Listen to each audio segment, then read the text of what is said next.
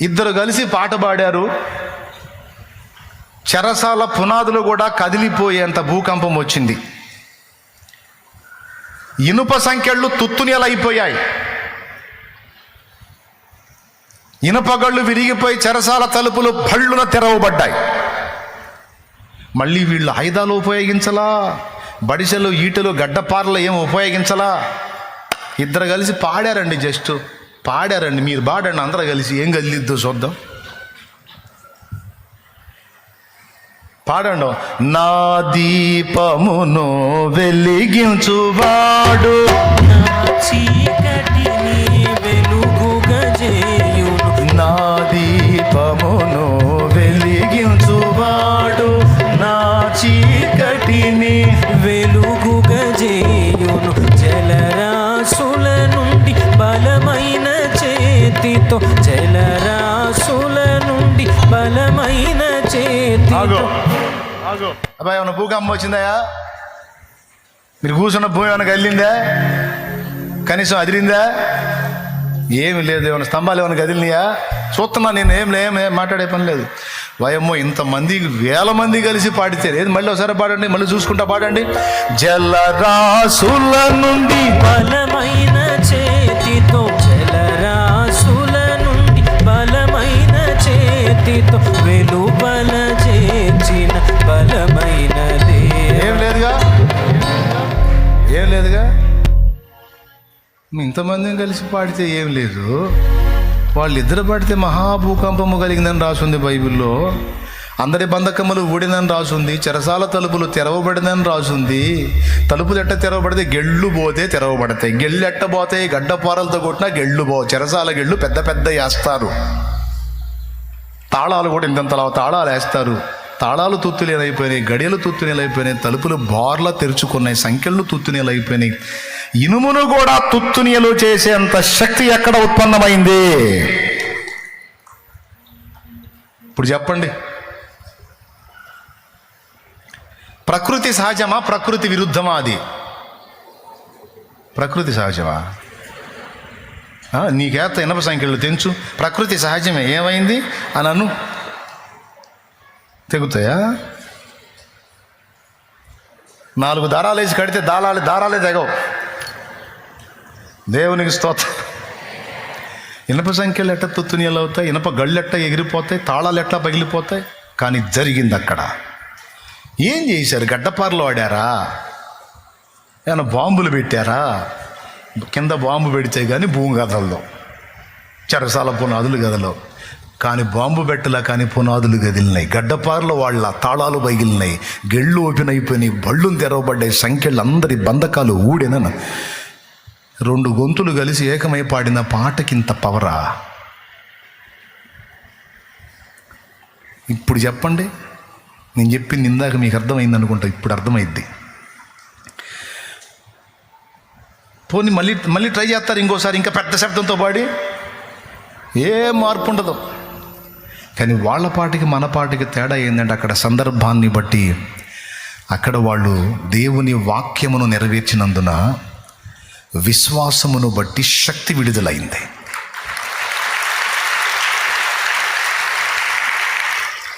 అది విశ్వాసాన్ని బట్టి విడుదలైన శక్తి, లేకపోతే ఇంకో శక్తి? సంకెళ్ళు తెంచగలిగినప్పుడు, గళ్ళు పడగొట్టగలిగినప్పుడు, తలుపులు తెరవగలిగినప్పుడు, పునాదులను కదిలించగలిగినప్పుడు, అదే విశ్వాసపు శక్తి నీలో నుండి, నాలో నుండి ఉత్పత్తి అయితే మన ముందు నిలబడే గోడలేవి, సంఖ్యలేవి, పరిస్థితులేవి, బాధలేవి? చెప్పు. సరిపోయిందా? ఏది ఉత్పత్తి అయితే? మనలో ఉన్న విశ్వాసము క్రియాత్మకమైతే. క్రియాత్మకం అంటే ఏంటో తెలుసా? విశ్వాసం క్రియ కావటం అంటే ఏంటో తెలుసా? సంఖ్యలు వేశారు, బాగా ఒళ్ళంతా పచ్చడయ్యేటట్టు కొట్టి. వినండి, ఒక్క మొక్కేనండి. బొండ వేసి బిగించారు, కాళ్ళు చేతులు కదలకుండా గట్టి పడేశారు.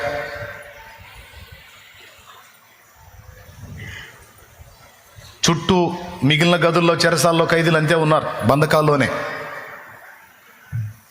అలాంటి పరిస్థితుల్లో వాళ్ళు ఉన్నప్పుడు క్రియాత్మకమైన విశ్వాసం అనే మాట చెప్పాను, గుర్తుంది నాకు. దాని అర్థం చెప్తున్నాను నేను. అక్కడ వాళ్ళు వాక్యమును నెరవేర్చారు. సహజంగా అలాంటి పొజిషన్లో మనం ఉంటే మన పరిస్థితి చెప్తా నేను. అమ్మా, అయ్యా, నాకు బ్రదరు, శీల బ్రదరు, ఈ గోడ మీద వాడు దరిద్రుడు భలే కొట్టాడు బ్రదర్, అస్సలు లేవట్లా గోడ. పౌల్ బ్రదరు, నీకు ఆ గోడే, నాకైతే ఈ మోకాల మీద బాధాడు, అసలు కదలటల్లా, ఒకటే నొప్పి, అబ్బో అమ్మో. బ్రదరు, ఏంది మన పరిస్థితి? ఏముంది బ్రదర్, అన్యాయం రాజ్యం వెళ్తుంది. దెయ్యాన్ని వదిలిచ్చాం కానీ మనం ఏమన్నా చేశామా? ఎవడికన్నా హాని చేశామా? కానీ ఎంత దారుణం చేశారు అబ్బా, ఒళ్ళంతా మామూలు లేదయా, రక్తం కూడా వస్తుంది బ్రదర్, ఇక్కడైతే చేయి కోసుకొని. సరేలే బ్రదరు, దేవుడు ఉన్నాడుగా, దేవుడే చూసుకుంటాడులే. ఇది మన డైలాగులు. ఆ ప్లేస్లో మనం ఉంటే ఎంతమంది ఒప్పుకుంటారు?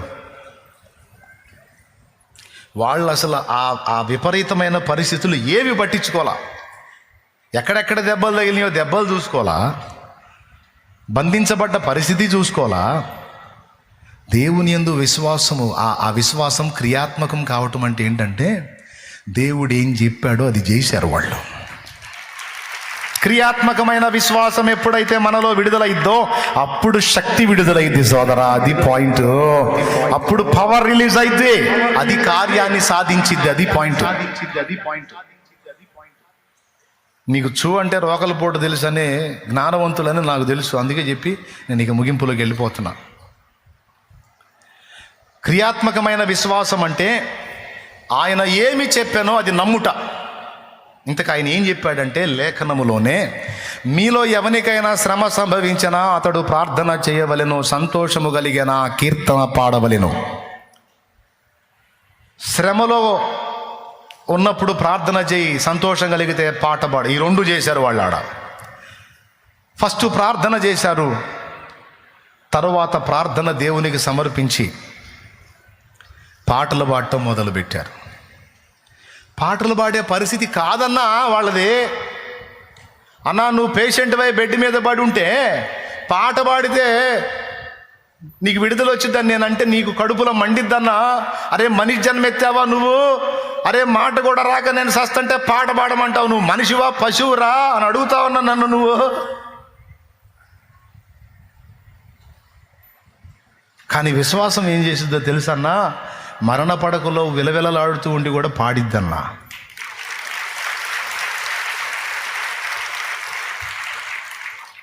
కఠినమైన శ్రమలలో కుమిలిపోవాల్సిన వేళలో కూడా సమస్యలను దేవునికి చెప్పి పాడిద్దన్న పాట, అదన్న విశ్వాసం. సంఖ్యలలోంచి విడుదల పొందకముందే ప్రార్థన చేసి ప్రార్థన దేవుని చెంతకు చేరిందని విశ్వసించి ఇక విడుదల రాకమునిపే వచ్చిందని నమ్మి సంతోషముతో వారు కీర్తనలో పాడుచున్నారన్నా.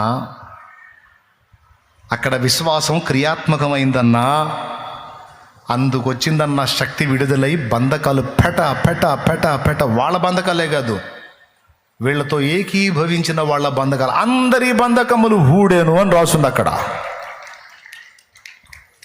దేవునికి స్తోత్రం కలుగును గాక.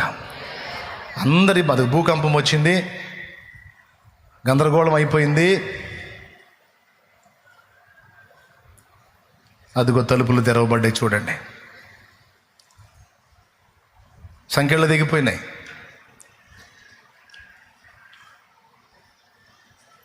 చూసారా?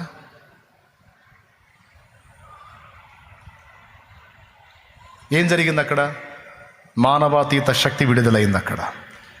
దేన్ని బట్టి విడుదలైంది? విశ్వాసం. ఏ విధమైన విశ్వాసం?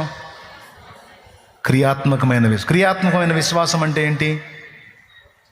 ప్రతికూలత ఎదురైనప్పుడు ప్రార్థించి దేవునికి అప్పగించి స్తుతించుట.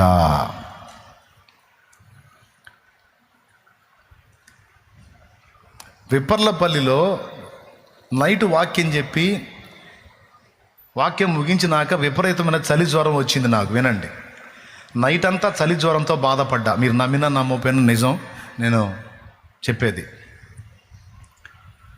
సరే, తెల్లవారు ఏం చేశాను, పరగడుపున జ్వరం టాబ్లెట్ వేసుకున్నా. పరగడుపున చూడు, మరి కనీసం 2 ఇడ్లీ తిని కదా వేసుకోవాలి. పరగడుపున వేసుకున్నా. అది రియాక్ట్ అయింది. ఆల్రెడీ చలి జ్వరం వెరసి గుటకబడట్లా, నాలుగు తడారిపోతుంది, ఒళ్ళంతా చెమట్లు, కాళ్ళు చేతులు తేలిపోతున్నాయి. ఒక రకంగా చెప్పాలంటే ఇక అయిపోయిందిరా అనుకున్నా. కథ క్లైమాక్స్కి వచ్చింది. ఇంతవరకే మన సేవ, ఇక అయిపోయింది, ఫిక్స్ అయిపోయా. ఆర్టీసీ బస్సు కోసం నిలబడ్డా.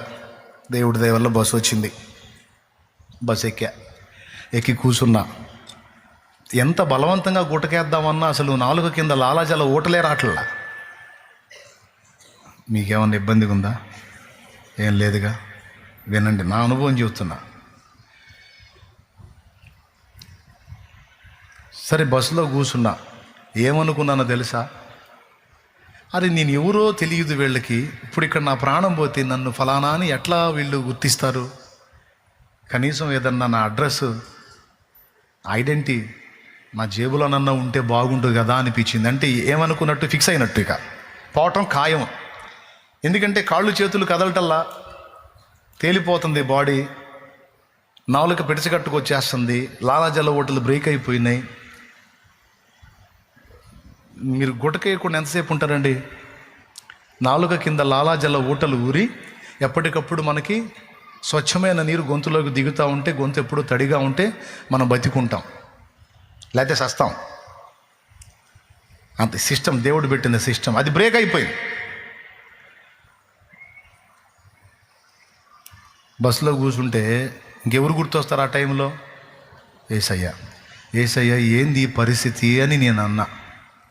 అయిపోయింది, ఇంతవరకైనా నా సేవ అని నేను అన్నాను ఆ టైంలో. అప్పుడు నాకు వినబడ్డ స్వరం ఏంటంటే, పాట పాడు అంటున్నాడు. స్తుతించు, పాట పాడు అంటున్నాడు స్పష్టంగా. ఆ టైంలో పాట వచ్చిద్దా? అదే మౌనంగా కూర్చుంటేనే గుటక పడకపోతే డేంజర్. అయితే ఇప్పుడు పాడాను అనుకో, ఇంకొంచెం డ్రై అయిపోయింది కదా. కానీ నిజమండి, పాట పాడు అన్నాడు. మొదలుపెట్టే. ఏం పాటో తెలుసా? వేరే ఏ పాట లేదు. యేసు రక్తము రక్తము రక్తము, యేసు రక్తము రక్తము రక్తము, అమూల్యమైన రక్తము, నిష్కళంకమైన రక్తము, మూల్యమైన రక్తము, నిష్కళంకమైన రక్తము, యేసు రక్తము రక్తము రక్తము, యేసు రక్తము రక్తము రక్తము. దేవునికి మహిమ. ఆ పాట మొదలుపెట్టి పాడుతూ ఉన్నా, గుటకబడలా, కానీ ప్రాణం పోలా. నరసరావుపేట వచ్చింది, దిగా. పాట ఆపొద్దు అంటున్నాడు. పాడుతానే ఉన్నా, అలానే సాగుతున్నా. నాకైతే బతుకుతానన్న గ్యారెంటీ అయితే లేదు. సరే, అక్కడ దిగా. ఇప్పుడు మనకు ఒక ఆడియో వచ్చింది. మనం పరగడుపున బెళ్ళేసుకున్నట్టు అయిపోయింది కదా, టాబ్లెట్ వేసుకున్నట్టు అయింది కదా, ఏదన్నా తిందాం, అప్పుడు కంట్రోల్లోకి వచ్చింది బాడీ అని. అప్పుడు అరటికాయల బండి పెట్టాడు, అరటిపళ్ళు. ఫ్రెష్గా పోయి డబ్బులు ఇచ్చి అరటిపళ్ళు ఇవ్వమంటే 4 కాయలు ఇచ్చాడు. ముందు ఆలస్యం చేయకుండా టపా ఓపెన్ చేసి కాయను ఊరికా. నడుస్తానే అవి పచ్చి. ఇప్పుడు చూడండి, ఆల్రెడీ 4 పిడిచకట్టుకుపోయింది, గొంతు గుటకపడట్లా. తిన్న కాయ ఏంది? ఇది ఎట్లుంటుంది? అగ్ని కాజ్యం తోడినట్లేదు, ఇంకొంచెం స్టక్ అయిపోయింది. ఆ కాయలు 4 ఆడబడేశా. ఇప్పుడేంది? పాడురా పాట. ప్రతి ఘోర పాపమును కడుగును. మళ్ళా పాటే. ఏమండి, మీకు చోద్యంగా ఉండొచ్చు, మీకు వింతగా ఉండొచ్చు, కానీ నేను చేసింది నిజం. నాకు దేవుడు చెప్పింది నిజం. ఆ టయాన్న మళ్ళీ పాట పాడా. సరే ఇంకొంచెం ముందు మనిషి తెలివి చూడు, దేవుడి శక్తి పనిచేస్తుంది, బతికిస్తుంది. మళ్ళీ ఇంకొంచెం ముందు మన సపోటా బండి కనపడింది. అన్నీ నా కర్మకు రెడీగా ఉన్నాయి. అక్కడ సపోటా బండి కనపడితే పరిగెత్తుకుంటే అక్కడికి పోయి సపోటా కాయలు అడిగా. అతను కూడా బాగా లవలవి చూసి ఇచ్చాడు. కొంచెం పరిగెత్తుకుంటా ముందుకెళ్ళా స్పీడ్గా బస్ కాడికి. చిలకలూరుపేట రావాలిగా, మళ్ళీ నసరాపేట నుంచి. కాయ కొరికితే అది పచ్చిదే. పచ్చి సపోటా ఎప్పుడన్నా కొరికారా? పాలు ఉంటాయి, వంతు పట్టేసిద్ది, పిడచగట్టుకోవచ్చు, ఇంకొంచెం ఎక్కువ అయింది. ఇది ఎట్టుంది, నాకు టెండర్ పెట్టినట్లేదు. అరటిపండు అంతే ఉంటుంది, సపోటా అంతే ఉంటుంది. ఈ రెండింటికి ఆ లక్షణం ఉంటుంది, ఇంకొంచెం డ్రై అయ్యేటట్టు. అప్పుడు ఇంకా కన్ఫామ్ అయింది, ఇదేదో నాకు మూడిందిరా, నాకు ఖచ్చితంగా మూడింది అనుకుంటా. ఆ సపోటాలు ఆడ పడేసి పోయి బస్సు ఎక్కా. సరే ఊపిరి పోయిలో పేటకి చేరితే ఎవడో ఒకటి గుర్తుపడతాడులే, పోనీ అబ్బా తీసుకెళ్తాను. మళ్ళీ బస్సులో కూర్చుంటే, ప్రభువా పాడురా, పాట ఆపొద్దు, పాడు. మన సాక్షిని శుద్ధి చేయును మన యేసయ్యా రక్తము, మన సాక్షిని శుద్ధి చేయును మన యేసయ్యా రక్తము. ఏమండి, పాడుకుంటా చిలకలూరుపేట అడ్డోడ్ సెంటర్లో దిగానండి. దేవుడి దయ వల్ల నేను దిగి 4 అడుగులు వేసి ఒక టీ స్టాల్ దగ్గరికి వచ్చి బలవంతంగానైనా నీళ్లు మింగుదామని గ్లాసు నీళ్లు తీసుకొని నోట్లో పోసుకుంటే మింగుడు పడట్లా. కానీ విప్పర్లపల్లి నుంచి ఇక్కడ దాకా బతికే ఉన్నాను. దేవుని శక్తి నా మీద పనిచేస్తుందని నాకు అర్థమైపోయింది. ఇంత విషయం చేత ఆ రోజు ఆదివారం వచ్చి వాక్యం చెప్పాలి. శాంతి నగర్లో బిడ్డలు కూర్చొని ఉంటారు. ఆ రోజు ఇంకా స్పెషల్ ఏంటో తెలుసా? ఒక అక్క వాక్యం చెప్పడానికి బల్ల ఇచ్చింది. ఆ బల్ల మీద నిలబడి మొదటి ప్రసంగం చేయాలి. మా ఆశలు ఎట్టుంటాయి. ఇదేంది, ఆ కొత్త బల్ల దగ్గరికి పోకుండానే పోయేటట్టు. నా తండ్రి మా అన్నని, ఆయనతో పాటు ఆ అజయ్ వాళ్ళ నాన్న ఇద్దరు వస్తూ ఉన్నారు. అడ్డోడి కాడికి వచ్చి ఉన్నారు. కరెక్ట్గా నా కోసం పంపించాడు దేవుడు. చెయ్యెత్తా, వాళ్ళు నా దగ్గరికి వచ్చారు. ఏందన్నారు, నా కండిషన్ బాగాలేదు, డేంజర్గా ఉందన్న. దన్మని వాళ్ళు తీసుకొని పోయారు ఆసుపత్రికి. ఆ సైకిల్ ఎక్కి కూడా పాటే, మళ్ళీ పాటే. మన ప్రధానయా ఆపితే పోతానని తెలుసు, ఆపద్దు. కబడ్డీ ఆటంతే, కబడ్డీ ఆపితే, కోత ఆపితే అవుట్ అన్నట్టు ఉంది నా పని. తీసుకెళ్ళగానే చెక్ చేసి పడేసి ముందు గ్లూకోజ్ బాటిల్ ఒకటి పెట్టారు. ఆ బాటిల్ పెట్టే తల్లి అంది, ఆ దేవుని బిడ్డ చూసింది. నాకు వెళ్ళి చూసి ఆ బాటిల్ ఎక్కిస్తా, నీకేమైందయ్యా, దేవుని హస్తం నీకు తోడుగా ఉంది, నీకేమైందయ్యా, దేవుని హస్తం నీకు తోడుగా ఉంది అంటే, మా ప్రార్థన చేయమా అన్న. పెద్ద తల్లి డాక్టర్ జి రంగారావు గారు ఆసుపత్రిలో ఉండేది. ఆ తల్లి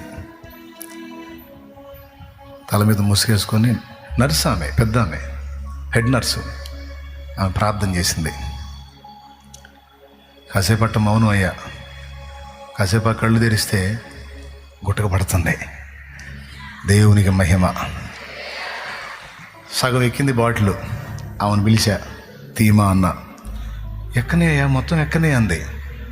జనం వచ్చి ఉంటారు మాట, వాక్యం చెప్పాలి, నా బిడ్డలు ఎదురు చూస్తారు, నా ప్రాణాన్ని కాపాడాడు కదా దేవుడు, నా బిడ్డలు ఎదురు చూస్తారు, మా ఇళ్ళలో వాక్యం చెప్పాలమ్మా, ఏమనుకోవద్దు తీమా, నాకు ఇంకేం భయం లేదు, నాకు ఇంకేం ఇబ్బంది లేదు, బాగుంది అని వచ్చి ఆ రోజు వాక్యం చెప్పా. ఇప్పుడు చెప్పండి, ఆ రోజు నా ప్రాణం నిలబడటానికి నేను నమ్ముతున్నాను, దేవుని శక్తి విశ్వాసమును బట్టి విడుదల కావడానికి స్తుతి గీత దేవుడు తన పాటని నా చేత పాడించి బ్రతికించాడు. అంటే ఆ పెను తుఫాన్లో కూడా నా చేత సంకీర్తన చేయించాడు, పౌలు శీలల చేత చేయించినట్టు.